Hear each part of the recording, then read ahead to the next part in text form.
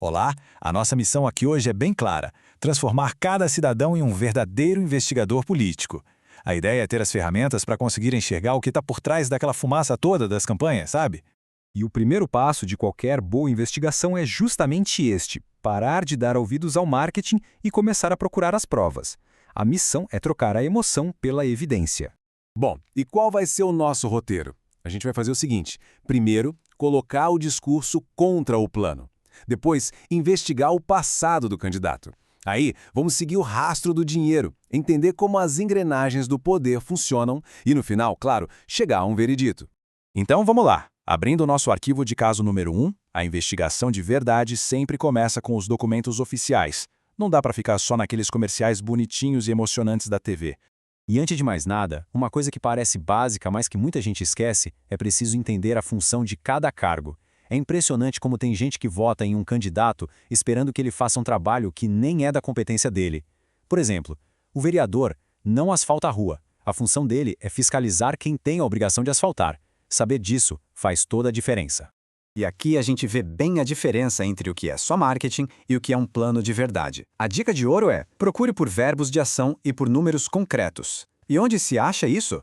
Lá no Plano de Governo Oficial, disponível no site do TSE. Uma promessa vaga como melhorar a saúde apela para a emoção. Já um plano concreto, esse sim, apresenta fatos.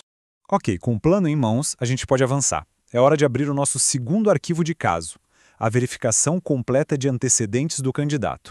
Certo, mas por onde se começa a investigar o passado de alguém? Parece uma tarefa complicada, né?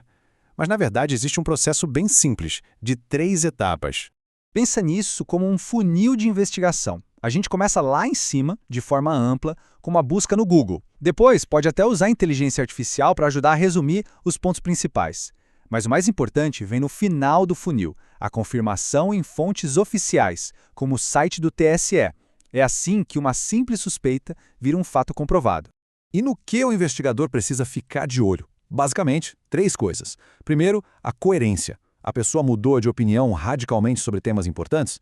Segundo, a evolução patrimonial. O patrimônio cresceu de um jeito que faz sentido com o salário de político?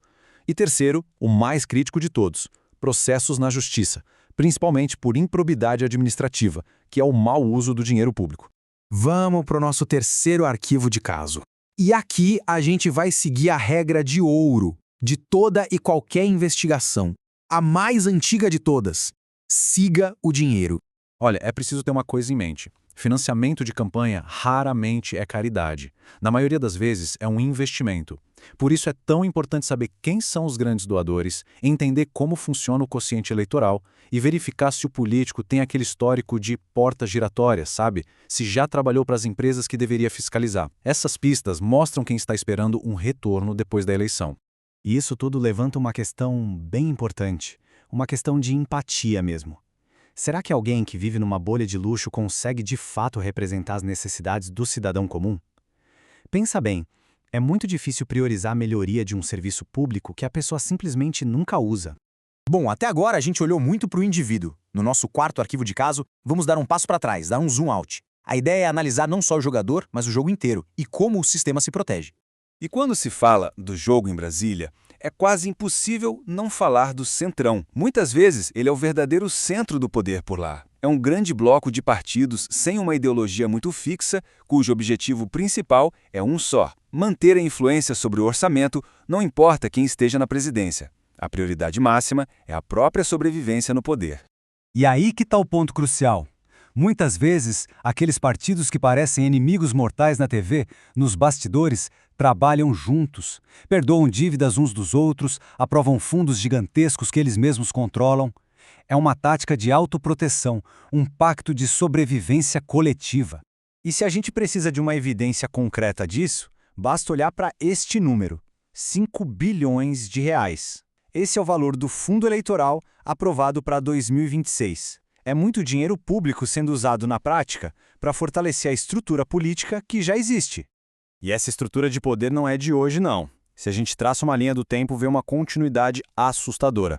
Começa com a Lei de Terras, em 1850, passa pelo coronelismo e chega até as dinastias políticas de hoje. A estrutura de poder, no fundo, só mudou de roupagem. Pois bem, Depois de revisar todas as evidências, a gente chega à parte final da nossa missão. É hora de entregar o veredito.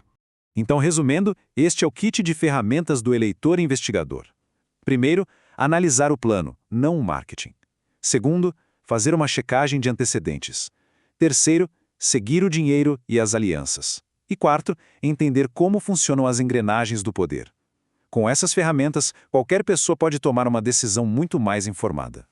E isso nos lembra de uma coisa importante. A verdadeira integridade não é só sobre a ação individual, mas sobre se posicionar contra um sistema que permite a corrupção. Afinal, quem vê algo errado e se cala, de certa forma, se torna cúmplice, não é mesmo?